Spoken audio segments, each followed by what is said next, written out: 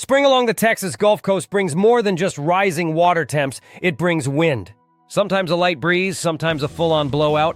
But here's the thing, while most anglers pack it in when the wind picks up, the redfish don't. This week we're diving deep into how to use spinnerbaits to your advantage when targeting redfish on windy days. Wind can be a curse or a gift, depending on how you approach it. Let's start with the why. On windy days, shallow water gets churned up. Water clarity drops. Grass, sand, and mud get stirred. It may look like a mess, but it's actually a buffet line for redfish. Wind pushes baitfish, shrimp, and crabs into wind-blown shorelines and points. That movement triggers a feeding response in redfish. They follow the food, and the food follows the current. But here's the kicker.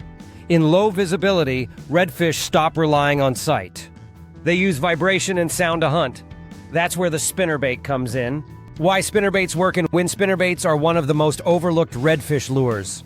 Most people associate them with bass, but when rigged right, they are absolute killers for saltwater reds.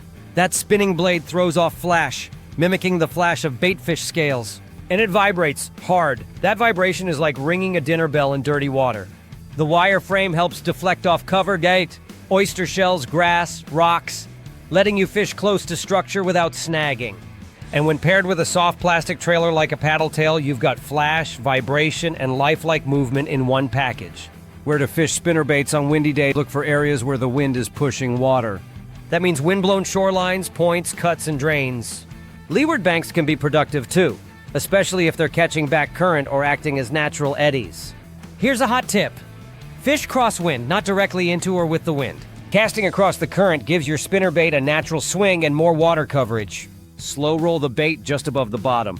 You want to feel that blade thumping, not fast, just enough to keep it moving. If you feel resistance or a sudden tap, set the hook. Redfish will sometimes grab it and hold. Other times they'll slam it with a sideways hit. Best gear for windy day spinnerbait fishing. Let's talk about setup. Start with a medium-heavy rod. 7 to 7.6 is ideal. Something with enough backbone to drive the hook and muscle a big red out of the grass or shells. Pair it with a 3,000-4,000 size spinning reel spooled with 30 soluble braid. Braid cuts through the wind, gives you sensitivity, and handles tough conditions without stretching. Now the star of the show, the lure. The Strike King Redfish Magic Spinnerbait is a proven option. Go with a gold blade and chartreuse skirt in murky water. If the water's slightly clearer, white or root beer skirts work great. Add a soft plastic trailer like the Z-Man Diesel Minnows or Gulp Swimming Mullet to give it more body and movement. Match the color to your skirt or go natural, like pearl or new penny. Don't overcomplicate it, flash thump, and a profile that stands out. That's the formula?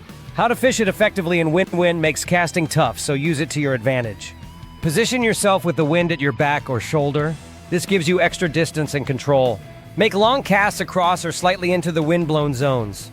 Let your bait sink a few seconds, then start reeling slowly. Steady and smooth. Don't rip it, that's bass fishing. Redfish want something cruising just off the bottom. Pause occasionally to let the bait flutter. Sometimes that's when the bite comes.